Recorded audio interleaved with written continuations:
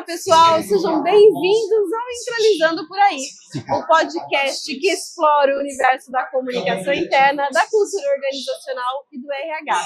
Meu nome é Milena Faneco e hoje estou falando diretamente do RH Summit aqui em São Paulo. Ao meu lado eu tenho o Alan Pimenta. O Alan tem uma carreira consolidada de mais de 30 anos no mundo corporativo, tendo passado aí por diversas grandes empresas. E hoje ele é CEO e fundador da Voice, uma consultoria especializada em RH, liderança, é isso mesmo, né? Muito bom! Então, introdução feita. Muito obrigado. Eu te agradeço muito por estar aqui, Alan. Minha primeira pergunta para você é: o que é um RH estratégico? Essa é a pergunta de $1 milhão. Bom, eu enxergo como estratégico aquela pessoa que entende com clareza o que é agora, entende o agora, entende as pessoas, entende o que está acontecendo e consegue conectar isso com o futuro. Então, é uma pessoa que está sempre observando, conectando, mas também observando para frente. Um RH, hoje em dia, a gente às vezes ele muito na operação, muito resolvendo a coisinha, colocando uma regrinha aqui, processo, e monta relatório. Esse é um RH mão na massa, vamos dizer assim. Que é importante também? É importante também, mas a pessoa que foca bastante nisso, cada dia mais ela está perdendo espaço para quem? Para a tecnologia. Esse trabalho repetitivo, que é o trabalho de máquina, está sendo assumido por quem? Pela máquina. Aí não está sobrando para a gente trabalho que é nosso, que é humano. E aí o RH tem que ser mais H do que R. Entendendo pessoas, percebendo como que conecta as pessoas, porque mais do que nunca, a gente precisa trazer esse olhar do todo, esse olhar de nexo, tirar cada um da sua bolinha e olhando um pouco mais amplo, porque a gente tem soluções muito complexas para construir, que eu sozinho não consigo, a Milena sozinha não consegue. Esse é um RH estratégico, um RH que conecta presente com o futuro, Alan com Milena, uma empresa com outra, uma solução com outra. Agora, eu ia te fazer uma pergunta de cultura, mas eu vou deixar ela mais para frente. Fica à vontade. Uma coisa antes. Para uma empresa que tem resultado, vamos pegar um cenário de uma empresa renomada, que tem resultados crescentes ano a ano, e uma posição sólida no financeiro, mas não tem um RH estratégico. O que essa liderança precisa despertar, o que ela precisa fazer para esse RH ser estratégico? Como que a gente convence essa liderança de uma empresa que está dando resultado de que o sucesso dela hoje não garante o sucesso dela amanhã e ela precisa ter um RH estratégico? Sim. Esse é exatamente o melhor momento para se construir tanto um RH estratégico quanto uma estratégia de fato que vai levar para o futuro. O que você bem trouxe, o que trouxe a gente até aqui não vai garantir o próximo. Então eu preciso entender os movimentos e agora que eu estou bem, entender por que eu estou bem, porque esse vai ser o alicerce. O que me trouxe até aqui tem muita coisa legal, mas não é só coisa legal que veio até aqui. É a hora que eu vou refinando. Eu vou exatamente aparando as arestas, entendendo quais atividades eu não vou fazer mais porque não fazem mais sentido, quais atividades que nós vamos de fato entregar para as máquinas e o que a gente vai fazer de diferente. Abro mão de algumas coisas para fazer um novo. Para isso eu tenho que trazer o RH, porque todas essas coisas vão passar pela mão de pessoas. Mesmo quando eu estou falando de tecnologia, não é sobre tecnologia, é sobre gente. Porque é gente que vai escolher qual tecnologia, é gente que vai dar um input na tecnologia e é gente que vai pegar o que a tecnologia cuspiu para fazer acontecer. Então, você falou que emendar uma coisa de cultura, primeiro eu tenho que entender quem nós somos para entender para onde nós vamos. E a cultura é exatamente isso. Traz o RH para a terra, entende o que a gente tem de melhor, entende o que a gente tem ou não legal ou que não faz sentido mais, dá essa lapidada e vai estar sempre enxugando. Daqui a pouco traz de novo, e traz de novo. E se eu levar para o lado prático, né? Traduzir isso em ações. Quais ações você acha que podem impulsionar esse fortalecimento de cultura? Vou trazer 3, tá? Ótimo. Primeira delas, rituais. Quando que a gente se reúne para conversar? Hoje eu olho para as empresas, ainda está muito um ritual focado no modelo muito industrial. O que a gente planejou, qual que veio o número, qual foi a meta, fica lá. Quando tem esse ritual? Quando tem. E fica lá todo mundo lendo o PPT, eu lendo para você um PPT de um número que você já conhece, ignorando que você aprendeu a ler aos 7 anos de idade, ao invés de a gente sentar e conversar. Tem gente que fala assim, tinha que acabar com as reuniões. Eu já acho o contrário, tinha que ter mais reuniões, mas reuniões de verdade, que a gente senta e conversa. Não precisa ser reunião longa, não deveria ser reunião longa, mas seriam reuniões de conexão. Em primeiro lugar, rituais. Segundo lugar, treinamento. Por quê? Quando a gente olha para o futuro, e quando a gente olha até para agora, eu estou enxergando uma coisa, você está enxergando outra, eu estou prevendo uma coisa, você está prevendo outra. Na hora que eu trago um treinamento para a empresa, eu estou pelo menos trazendo um olhar de assim, esse aqui é o mínimo que a gente precisa enxergar junto. Esse aqui é uma preparação básica para você saber o básico que a gente precisa para construir esse futuro. Quais são as competências e comportamentos que eu preciso para poder chegar aqui, para entregar aqui, né? Exato. E é comportamento mesmo. As empresas ainda estão investindo muito em treinamento de hard skill. Hard skill, eu não sei mexer, sei lá, numa ferramenta X, eu vou lá no chat GPT, ela me dá um passo a passo em 2 minutos. Não precisa trazer um consultor de fora custando caro, não precisa contratar o Alan para ensinar a mexer no Excel, entendeu? Mas precisa levar alguém que está vendo o que está acontecendo, que está estudando isso profundamente, para entender agora como é que eu vou trabalhar empatia com este cenário. Que eu estou trazendo gente diferente de fora, que eu estou lidando com problemas diferentes, que eu estou construindo um futuro que eu nem sei exatamente como é que vai ser. Então, primeiro rituais, segundo, treinamento. E o terceiro é exatamente cuidar das pessoas para elas conseguirem chegar lá. É o cuidado do momento, que a gente tende a trazer o novo sem abrir mão do antigo. Eu não estou dando conta nem do antigo, que hora que eu vou olhar para o novo? Então, aí o RH entra como muito estratégico, de entender assim, não temos que sobrecarregar as pessoas. O que elas estão fazendo está cada dia mais criativo, entendeu? Está cada dia dependendo mais de pensar. Não é mais fazer, é pensar. Então tem que ser leve. Não é frescura de geração Z que não está dando conta. Não, eu preciso pensar para tomar boas decisões. Eu posso acrescentar um item? Claro. Comunicação. Perfeito. Comunicação. Porque a comunicação é ponte. Sim, sim. É ela que vai fazer essa conexão. Exatamente, né? Perfeito. É ela que vai cuidar desse processo, né?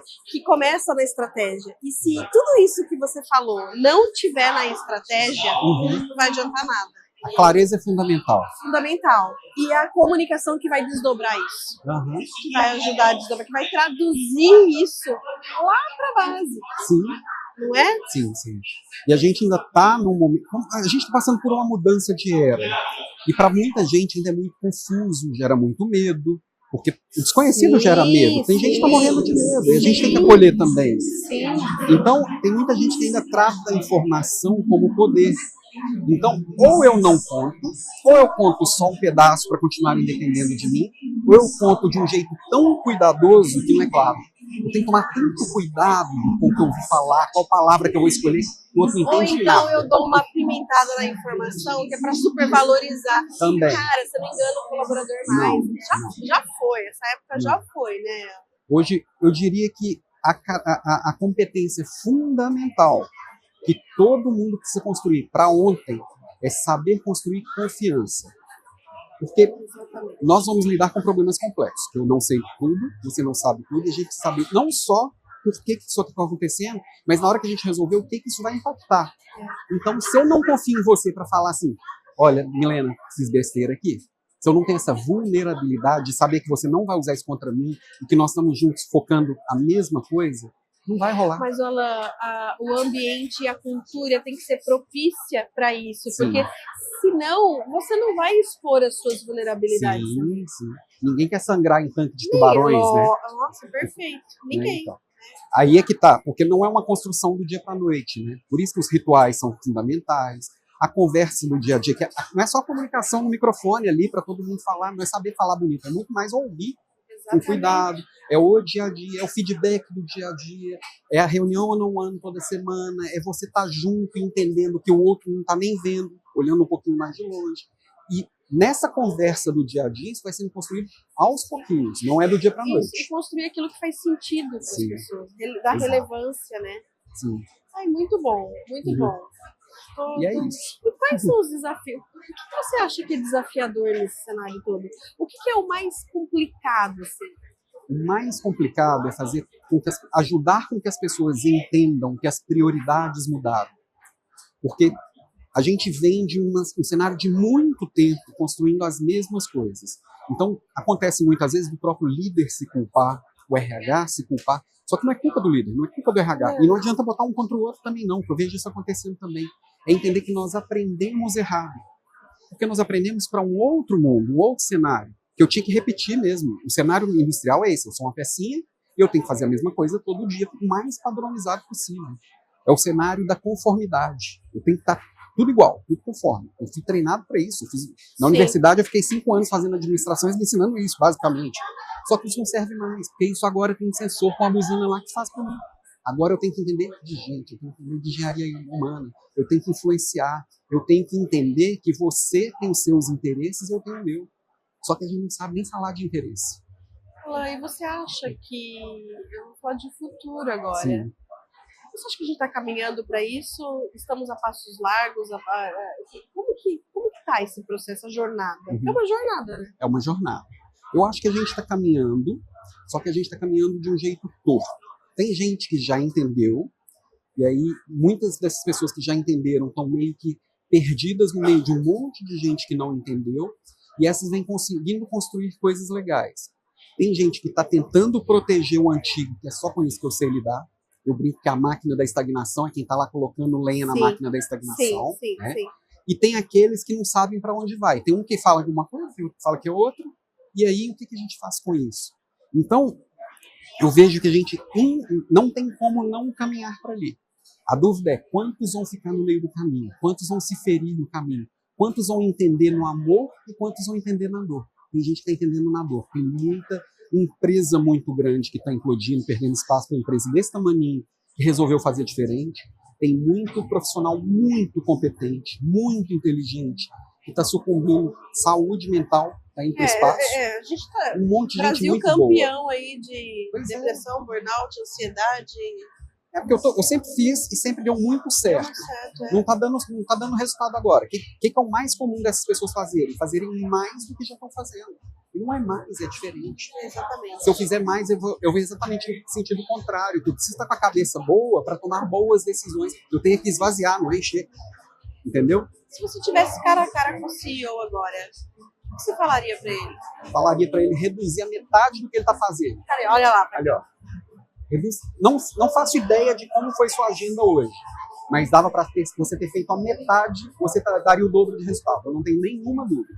A metade. Tira a metade. Libera a cabeça.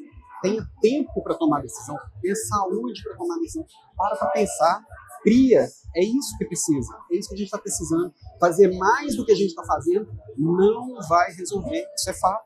É fácil. Só pelo contrário, só está deixando a gente mais doida ainda, né? Exato. Porque quando a gente vai conversando, a gente vai achando alguns caminhos. Sim. E tem hora que alguém fala assim, isso aí não vai dar muito certo, isso aí é muito simples. Mas às vezes é o simples mesmo que vai fazer funcionar. É a hora que eu elimino algumas coisas e faço poucas coisas muito bem feitas. A gente falou exatamente isso agora há pouco. Cara, vamos parar de inventar moda e vamos fazer o simples bem feito. É isso. Porque tudo é um processo. Sim. Adianta você querer implementar algo, será, mirabolante lá na frente, se você não arrumou a terra aqui, sabe? Não plantou direitinho. Exato. Você não vai colher. Exato. Ou vai colher errado. Mas a gente volta no medo, né? Se eu não fizer o que todo mundo está fazendo, eu vou pecar pela falta, vou me cobrar. Exatamente. Né? Exatamente. Muito bom. Vamos pro nosso saco surpresa. Vamos que vamos. Tem saco surpresa aqui também, viu? Ó, pega um papelzinho. Ai. Que será? Tcharam! Tcharam! A sorte foi lançada. Um livro que te transformou. Nossa, foram muitos livros. E eu vou trazer um livro que não tem nada a ver com liderança. Ou melhor, tem indiretamente. E a mensagem dele, eu fico às vezes... Eu vou trazer o que o meu coração me trouxe. Mas é isso mesmo. E por quê?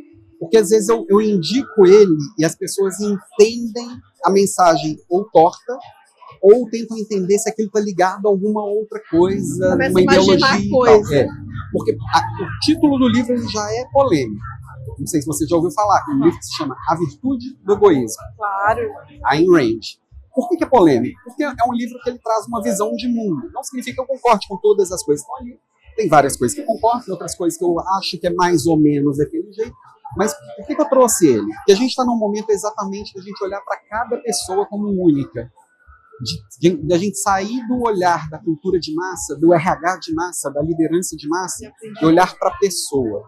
E ali traz exatamente como que a gente demonizou esse olhar de eu tenho que cuidar dos meus próprios interesses. Porque dói. Nossa, que feio, você vai cuidar do que você quer e as outras pessoas. Não significa que eu estou buscando meus interesses, que eu tenho que pisar por cima do seu. Eu tenho que faltar com a integridade com relação a você. Não, são coisas diferentes. Sim. É só que se eu cuidar tão bem do meu interesse, eu vou saber com tanta clareza em que eu sou bom, e eu vou ofertar aquilo ali com tanta alegria, que eu vou te ajudar muito mais. Óbvio! Exatamente. Eu vou te ajudar com o que eu tenho de melhor, não com aquilo que você está pedindo agora, que eu nem sei fazer, mas eu não tenho coragem de falar não. Exatamente. E daí tem uma questão, eu falo muito de bondade amorosa, que é dar ao outro, não o que ele quer, mas o que ele precisa. Exato. Que é isso que vai fazer diferença lá na frente. É isso que eu preciso, que você precisa, que o mundo está precisando. Cada um deu o seu melhor. Não é o que eu estou pedindo agora. Me dá o seu melhor. Já vai fazer um mundo melhor. E com isso a gente encerra o nosso bate-papo de agora, porque a gente deu o nosso melhor agora. Muito obrigada, Alain. Fica aqui meu convite para você ir até Campinas gravar conosco um podcast completaço. Combinado. Muito obrigada. Eu que agradeço. Tchau, tchau. Tchau.